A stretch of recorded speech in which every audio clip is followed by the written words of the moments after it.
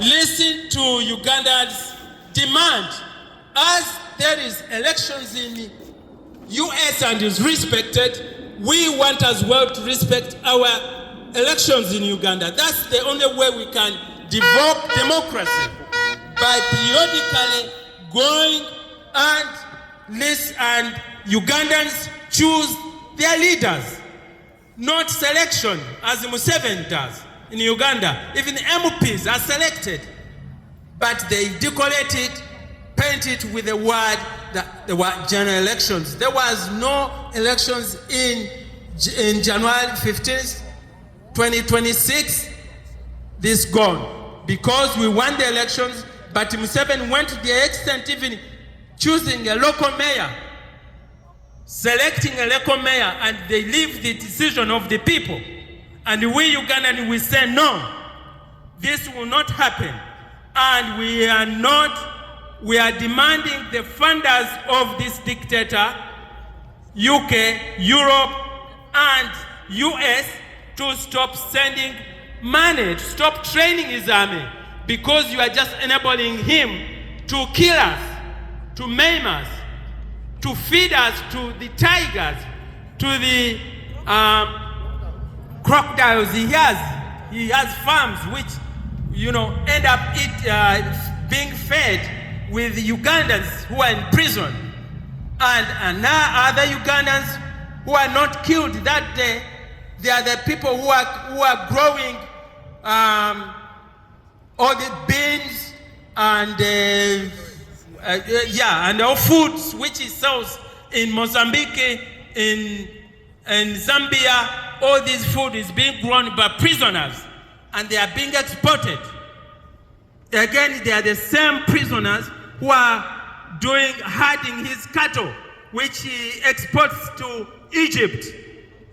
That's how Museveni is enriching himself instead of developing the country Uganda.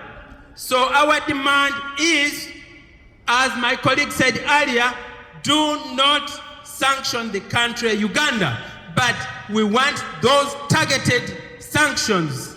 The Magnitsky law should take effect in Uganda, because the dictator, if he's not told off, he will never stop.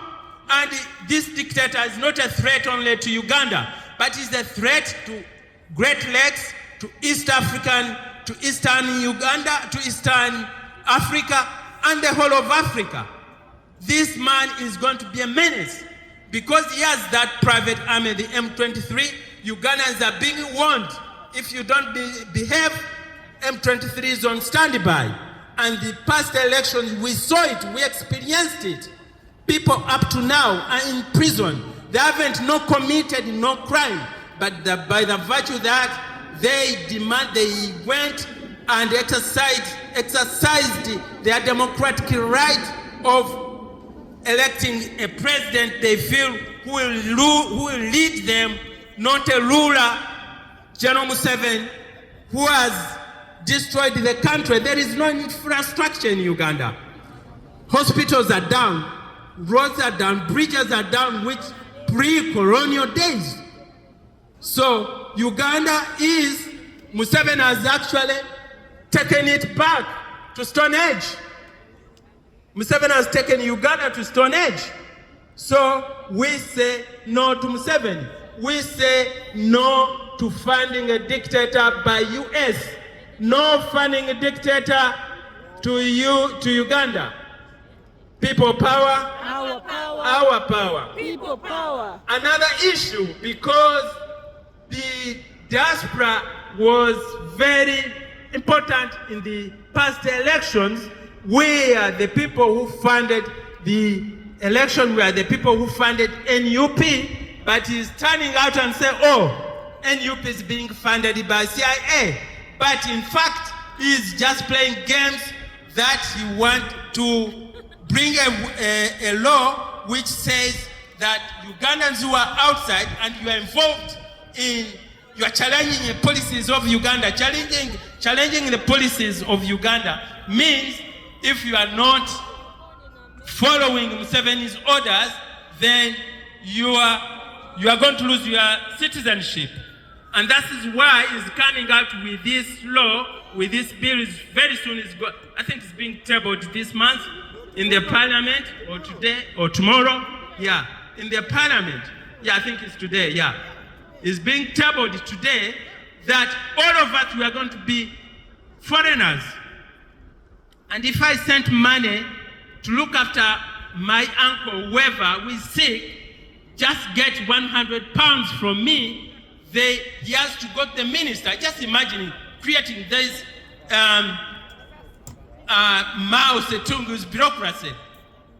My auntie from the village has to go to the minister to declare that he has got £100 from me and is going to hospital. That because I'm an agent, then she will be an agent, I'm a foreigner.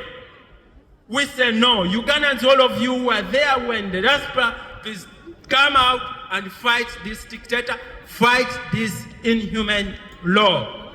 People power, our power. Thank you.